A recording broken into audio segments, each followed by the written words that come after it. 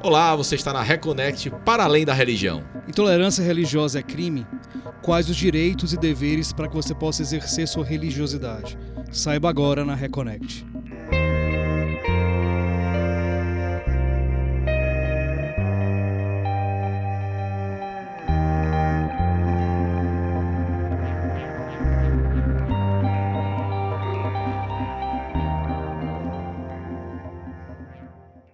Olá, bem-vindos, como diz Roberto Leão, você está na Reconnect, seu portal aberto para falar sobre espiritualidade para além da religião.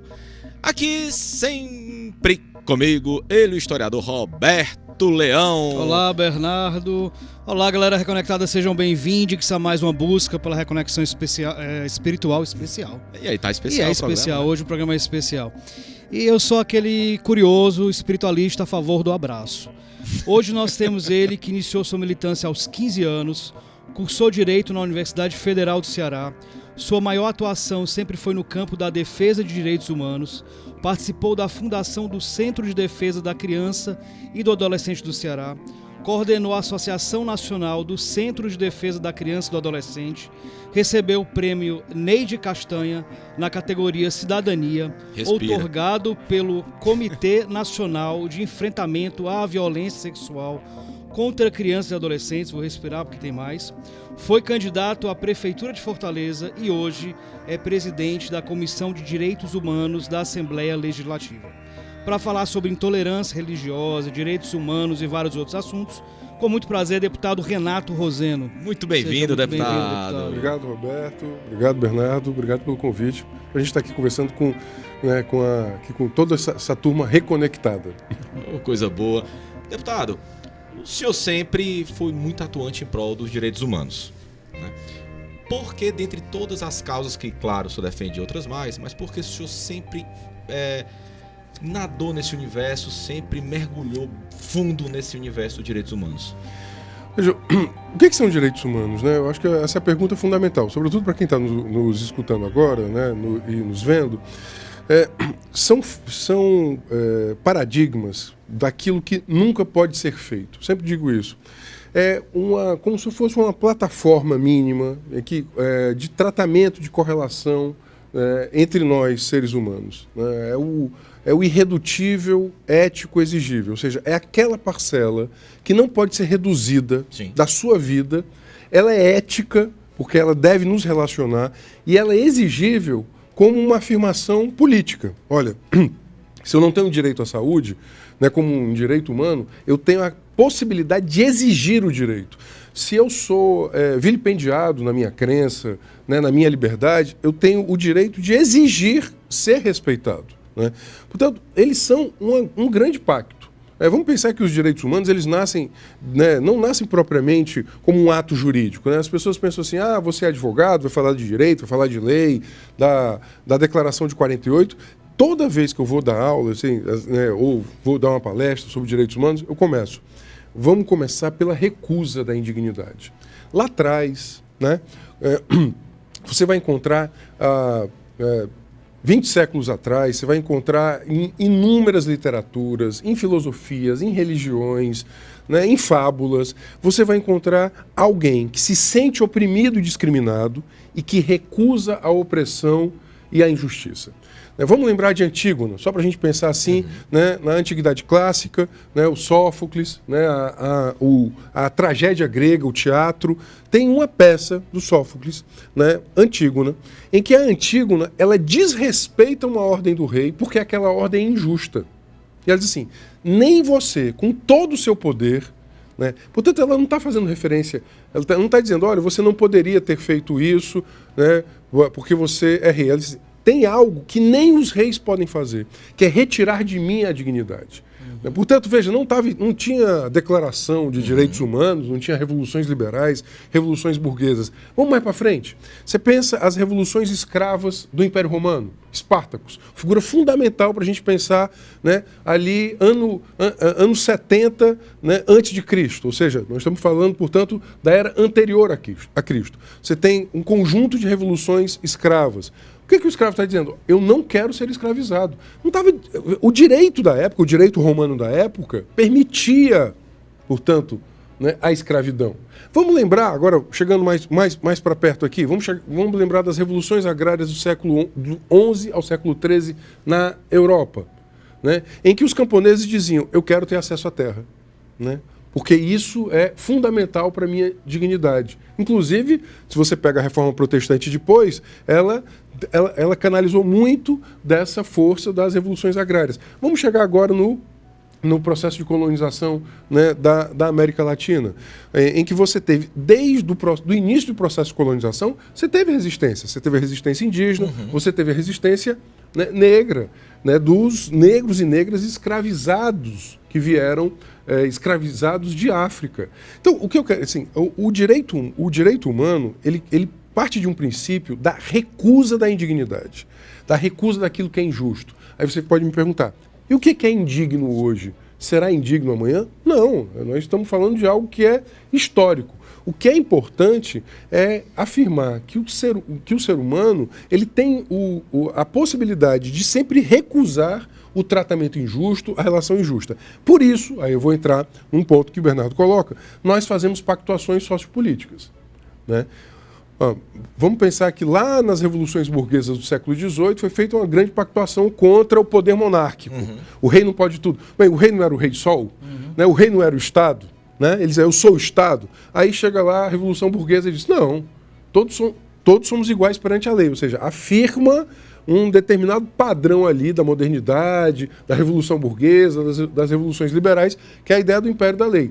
Né? Mas vamos chegar agora mais para cá, né? Mais perto do nosso tempo.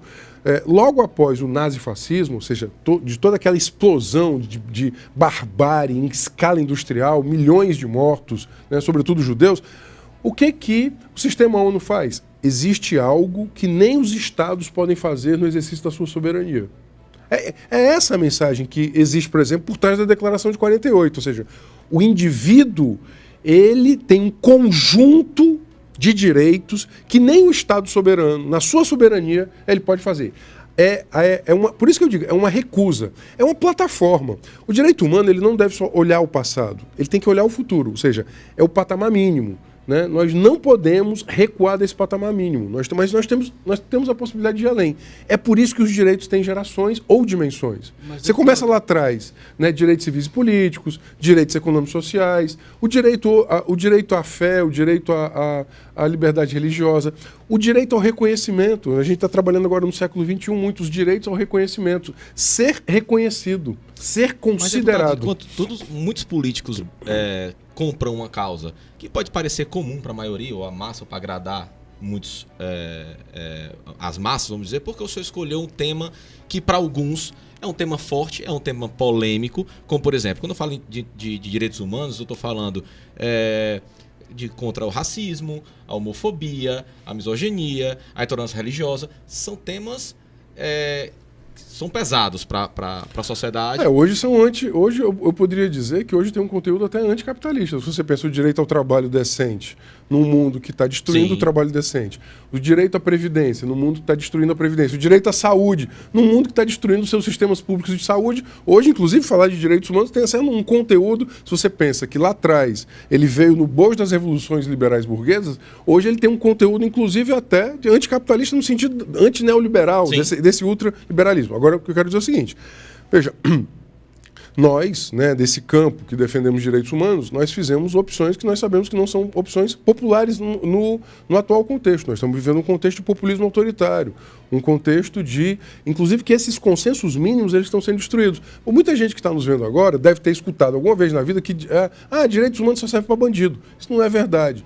Veja, quando você está aí me escutando, assim, se você for aviltado na sua dignidade sexual,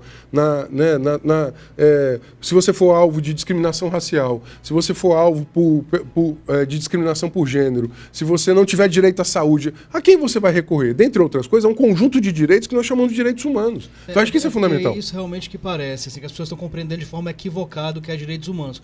Colocaram direitos humanos como se fosse algo para defender realmente bandido, então há uma compreensão completamente equivocada hoje do que é direitos humanos. Parece que direitos humanos é É defender bandido e que direito é direito do opressor.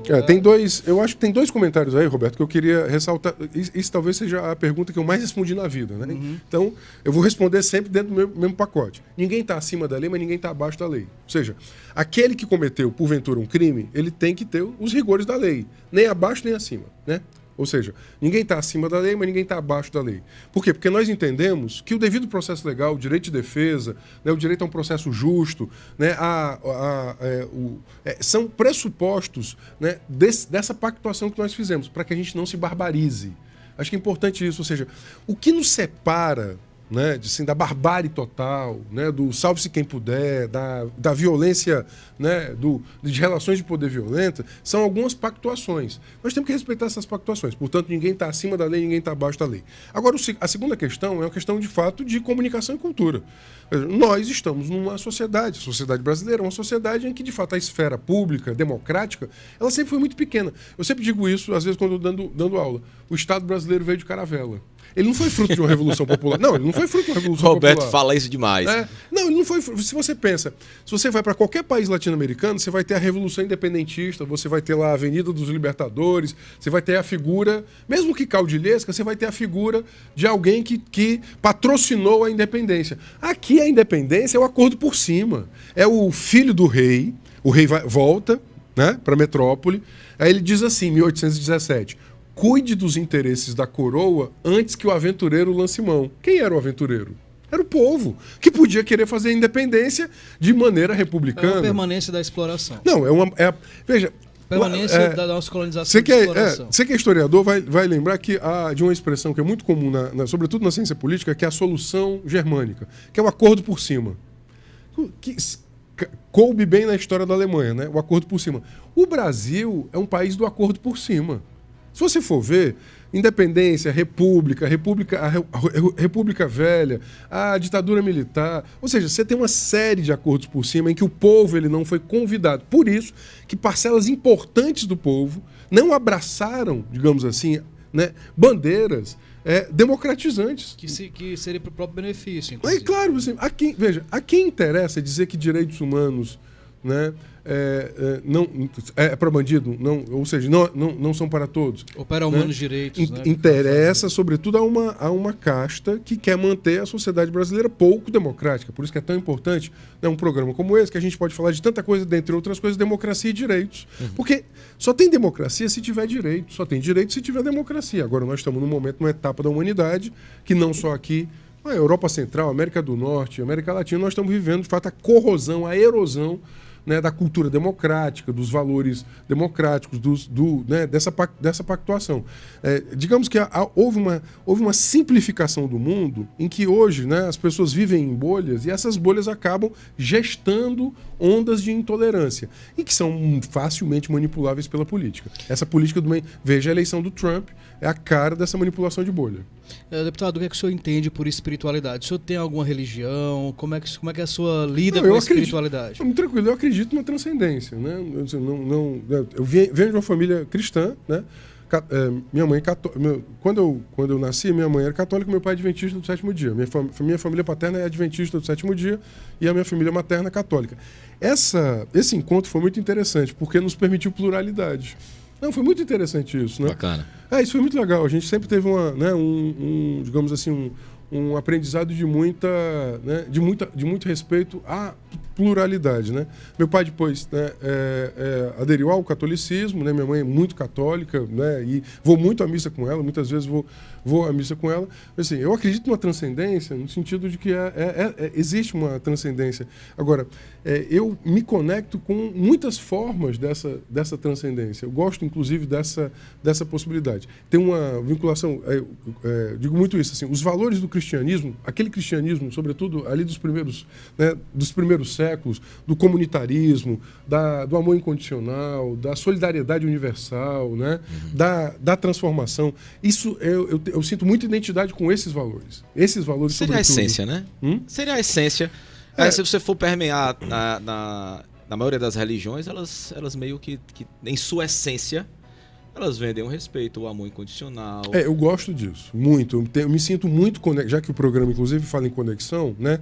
E religião é religar, eu me sinto muito conectado a isso, a esse conjunto de valores. Você tem toda a razão. Se você for olhar o Talmud, o Corão, né, os ensinamentos do budismo, existe um certo... Se você pega as religiões semitas, as religiões de matriz africana, as cosmogonias e as teogonias indígenas, tem um certo núcleo ali que é muito interessante, né? De alimentar relações sociais eticamente, digamos, defensáveis, pautadas, uma relação com a natureza. Muita gente esqueceu isso, mas está em várias religiões a relação com a natureza, de respeito pelo criado, respeito pela natureza, de respeito ao outro, de amor, de solidariedade. Né? Portanto, eu me conecto muito com esse conjunto de valores. Eu acho isso... A gente tem conversado aqui com vários líderes religiosos de várias religiões, o que a gente percebe que realmente une na base de todas as religiões a questão do amor mesmo. Do amor ao próximo, de encontrar Deus, encontrar o ser divino ou a divindade nas coisas cotidianas, na natureza, nas relações, etc. A questão da liberdade religiosa, ele é um direito constitucional. O Brasil, ele é um país laico ainda? Olha, essa pergunta ela merece um doutorado inteiro, né? Acho que essa é muito assim, ainda eu perguntaria, um dia vai ser? De fato? Bom, digamos que nós não completamos ainda o nosso processo democratizante, nós já estamos perdendo, né? Claro, assim, isso é muito interessante. Veja, o Deus que eu acredito, ele não é intolerante, né? Sim. Ao contrário, isso é muito interessante, né? Eu vou responder de trás para frente. Muita gente tem pregado hoje um Deus intolerante, né? Que não tem uma mensagem de amor e de tolerância. De respeito, então, veja, de amor, aceitação. Eu vou chegar ao jurídico, né? Já. Mas antes de chegar no jurídico, é perguntar assim, as pessoas que porventura pregam intolerância hoje, ou que são intolerantes, será que elas estão sendo justas com o seu próprio núcleo fundador das suas religiões? Me parece que tem um distanciamento, inclusive. Sim. Porque eu acho que as figuras extremadas, né, os extremismos, né, os fundamentalismos, eles não devem ser confundidos com as religiões. Bom, você tem um conjunto de religiões no mundo. As expressões fundamentalistas de algumas religiões é que elas pregam intolerância. Por que eu digo isso? Assim, porque você corre um risco de achar que existe um fundamentalismo islâmico. Isso é importante para diferenciar. O islamismo não é intolerante e fundamentalista. Existe um fundamentalismo, digamos, neopentecostal. Isso não quer dizer que os neopentecostais sejam fundamentalistas. É importante separar isso, para não praticar contra a intolerância outro exercício de intolerância. Então, queria começar antes do jurídico. Bom, agora vamos ao jurídico. Bom, acho que um pressuposto, né, da República é a separação Estado e religião. Né? Você teve até, formalmente no ordenamento jurídico brasileiro, até o princípio do século XX, você tinha, digamos assim, um Estado confessional. Mesmo as 2 primeiras décadas da República no Brasil. Certo? Então, o Brasil ele deixa de ser confessional, sobretudo já ainda na República Velha. Né? Muito em razão da influência liberal, né? Tanto da Revolução, né, norte-americana como das revoluções liberais europeias. Então, da construção da República. Só que isso, na prática, não se efetivou. Né? Veja, você não muda uma sociedade, né, de cima para baixo só editando lei. Né? Vamos lembrar que precisou o Jorge Amado ser deputado federal nos anos 40 para os anos 50 para editar a primeira lei de liberdade religiosa. Por quê? Ele muito vinculado às religiões de matriz africana, que eram as que mais sofriam. Aí eu quero falar do componente racial. Porque não dá para dizer que todas as religiões sofreram intolerância, né, da mesma forma. As religiões de matriz africana sofreram muito mais. A intolerância é uma questão de classe, de raça... De poder. De poder. E o poder ele se expressa em corpos. E os corpos têm classe, raça e gênero. Ou seja, não dá para compreender... Veja, vamos lembrar dos éditos da Polícia Civil... Da polícia, não era civil. Da Polícia do Rio de Janeiro do século XIX. Que proibia a reunião de negros. Né? Escravos ou libertos. Por quê? Porque aquilo... Por que não se permitiu o Lundum? não se permitia o batuque, não se permitia a capoeira, não se permitia a roda. Veja, aquilo ali era uma forma de controle sobre aqueles corpos. Sim. Né? Uma forma de controlando os corpos, você controla também os sujeitos, as relações, as histórias. Né? E você constrói estereótipos, né? O estereótipo o estereótipo do capoeira, lá no final do século XIX, né, um estereótipo que para aquela sociedade se transformou em perigoso.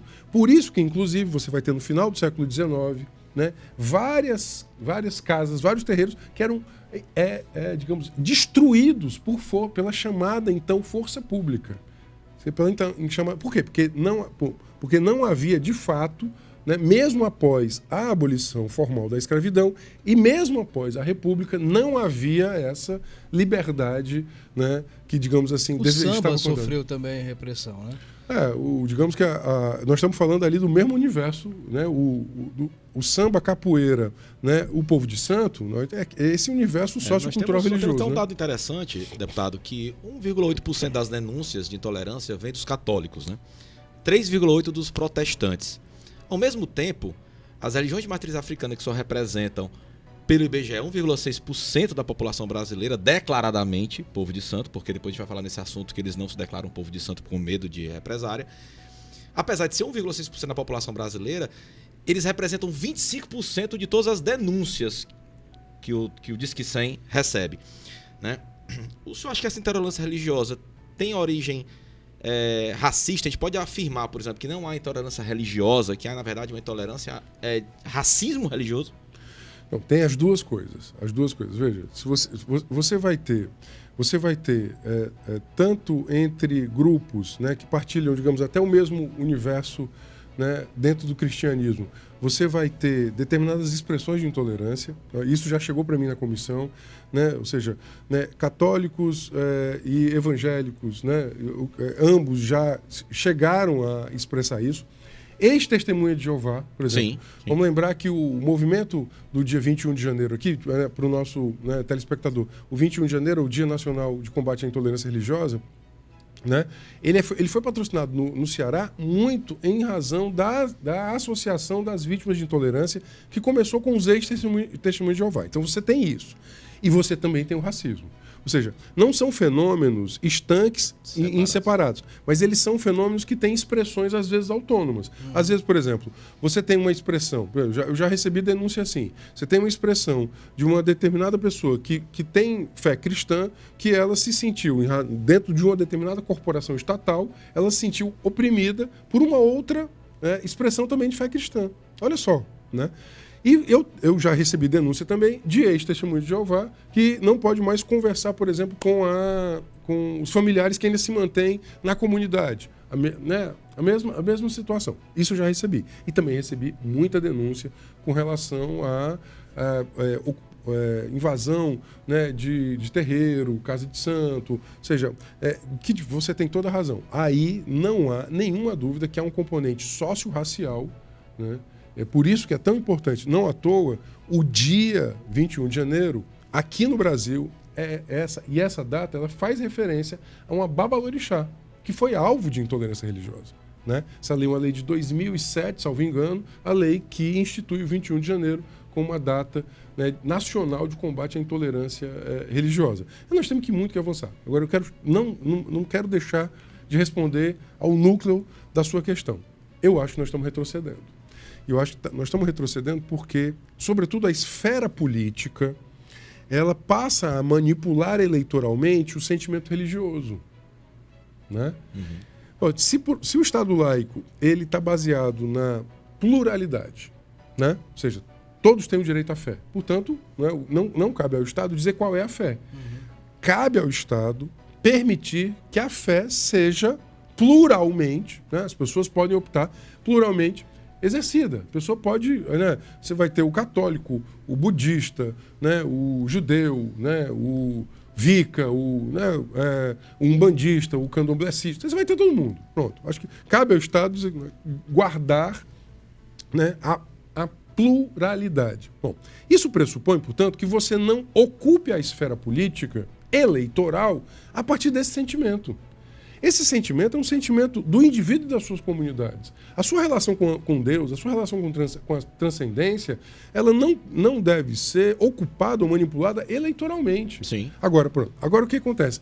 Esse campo foi trazido para a esfera eleitoral, né, dentre outras coisas, né, e aí acabam compondo agendas do comportamento individual. Então, por exemplo, as bancadas que querem editar leis do comportamento dos indivíduos a partir da sua moral religiosa. Veja, a sua moral religiosa deve ser a sua moral religiosa. Ela não deve transformar-se, né, numa norma do direito público. Mas, deputado, o que nós vemos também, por exemplo, é o uso de imagens religiosas em espaços públicos. Isso é muito comum. O senhor falou sobre pluralidade. O uso de imagens religiosas em espaço público, ele contribui para a intolerância ou deve haver de todas as religiões? Tem que ser uma coisa realmente plural? Como é que, na sua visão, isso deveria acontecer? Só um minutinho, deputado. O senhor responde já, porque passou voando o primeiro bloco. A gente vai rapidinho pro intervalo. Não sai daí que o papo tá muito bom. Hoje sobre intolerância religiosa e direitos humanos com o deputado e presidente da Comissão de Direitos Humanos da Assembleia, Renato Roseno. Fica aí, não sai daí não.